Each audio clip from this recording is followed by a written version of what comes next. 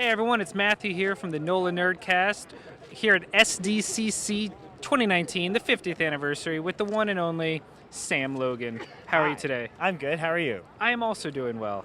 So for those that don't know, you run one of, I don't want to say one of the longest running serialized web comics, but it definitely feels that way. Tell everyone about Sam and Fuzzy. I've been doing a webcomic called Sam and Fuzzy for, I think, 17 years now. Definitely a long time.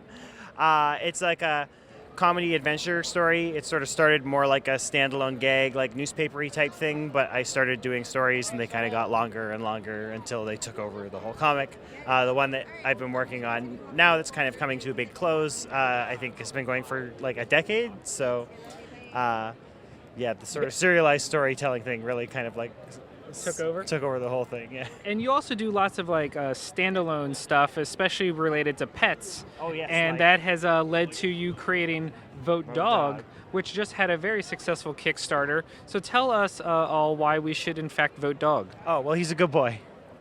It's very simple. There's little. Oh yeah. If you would like to show just little standalone comics based on pets and animals and whatnot, and if you enjoy wholesome adorableness, then this is your book. You got President Dog. You got Baker the Corgi is the kind of second most popular character. Lots of memes. Who doesn't love memes? Is it food? And then my most, I think, shared thing is the Corgi shapes one. That got passed around in a lot of Corgi-related websites. Corgis are your bread and butter almost, it would seem. Yeah, well, I mean, I have two dogs at home, a Corgi and a Labrador Retriever, and most of the pet comics I do are inspired by them in one way or another.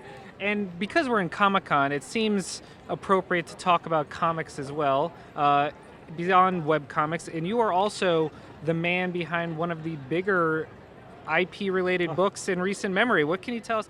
How did you become part of Invader Zim? They actually just approached me and asked if I wanted to work on it.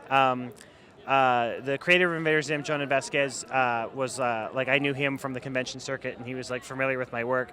So I think when they were kind of at Oni brainstorming potential writers to pitch to him as people on the book, they thought I was someone who he was familiar with, who he would think would be a good fit. So they got me to do a trial issue, and they really liked it. And I think I've done maybe 8 or 9 issues for them since then, and another bunch of them coming up still. So nice. Yeah. Now, how does it go from creating your own universe where you have complete creative control to, I guess the proper phrase is, working in someone else's sandbox? Yeah, well, it's interesting. It's a lot different because there's a lot of established rules about how the universe functions, and also the tone of it. I've had a lot of fun writing Invader Zim, but I feel the number one thing I often need to get reminded about from the other staff on the book is to make things stupider. I kind of can get into the science fiction part of it, and I have to remember the rules of the science fiction Invader Zim need to be very silly. Yes. And the less sense it makes, the better, basically. Exactly. You gotta just aim for what people expect, which is something that they have no idea how that works. Yeah, exactly. We don't want to keep you because I know you actually have a panel to get to soon and a signing for Invader Zim because you're now a big superstar artist and writer man. But where can people find your work, follow your comic, buy your books, because you're the king of Omnibuy, and also your Invader Zim work? All of the Sam and Fuzzy stuff and Vote Dog and that kind of thing, all on samandfuzzy.com.